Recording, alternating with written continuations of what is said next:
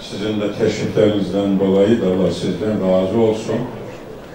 Bu nesillerin devamını ve bereketini diliyoruz, teşekkür ediyorum. Allah hayat boyu mutlu ve mesut eylesin. Hayırlı olsun.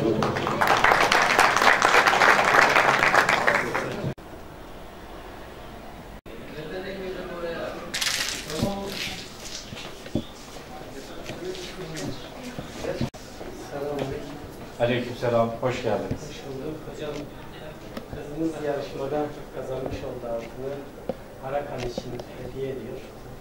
Allah razı olsun. Onun için sizler... Allah muvaffak eylesin. Hayrı kabul olsun inşallah. İsmi nedir? Zeynep. Bu yaşta böyle duyarlı olduğun için ayrıca teşekkür ediyorum sana da. Rabbim muvaffak eylesin. Ömrü hayatında inşallah hayırlara gark eylesin sizleri.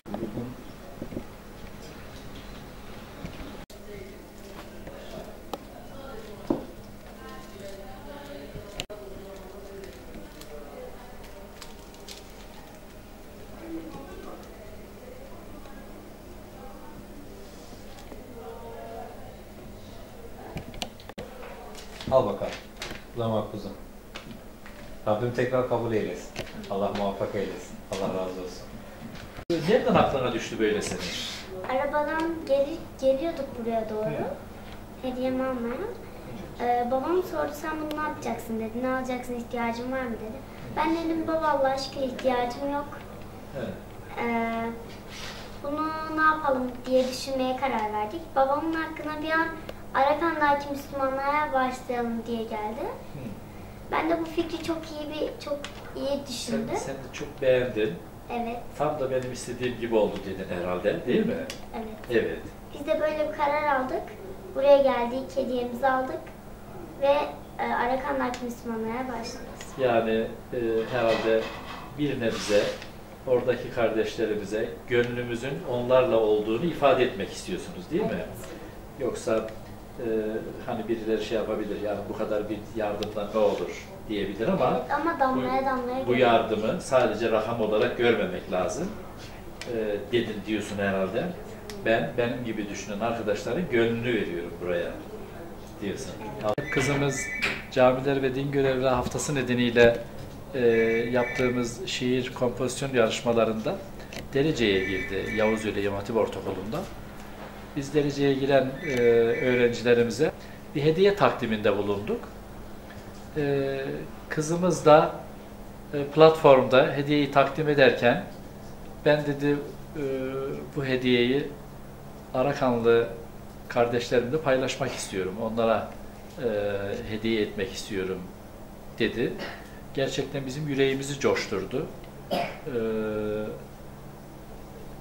Hem kendi gibi arkadaşlarına örnek olacak hem de büyüklere örnek olacak bir yürek büyüklüğü, bir merhamet, bir saygı, bir sevgi, bir dayanışma, bir din kardeşliği örneği verdi.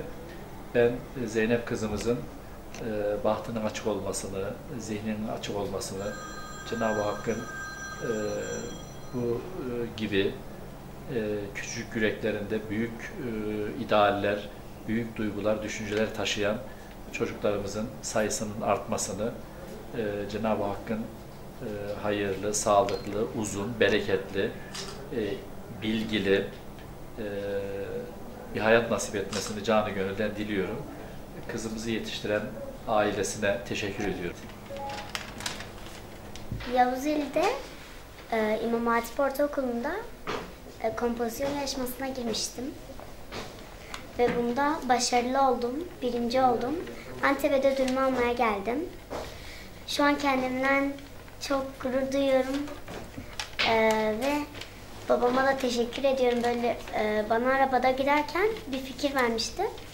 Arakan'da Müslümanlara başlayalım demişti. Ben de evet baba dedim, bizim bir sıkıntımız da yok dedim.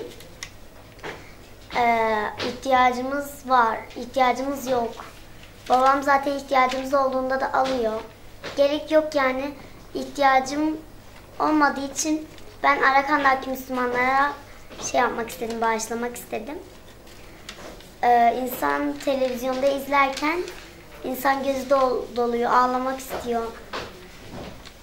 Biz de bir zamanlar bu şekilde yaşarsak onlar da bize gönderir. Onların Allah yolunu açık etsin ve de bu kötü yaşamlarından bir an önce olmasını isterim ben. Yolda gelirken çocuk baba ne yapacağız parayı dedi. Altın vereceklermiş dedi. Ben de dedim ne yapalım kızım, zaten bizim ihtiyacımız yoktur Allah'a şükür. Herhangi bir ihtiyacın varsa al kullan dedim ama ihtiyacın yoksa da ver fakirlere gitsin dedim.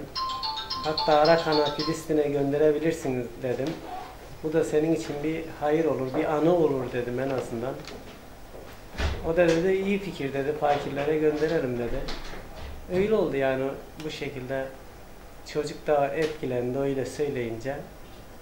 Ve nitekim geldi, yaptı, bağışladı. Ya tabii gurur duyulacak bir şey.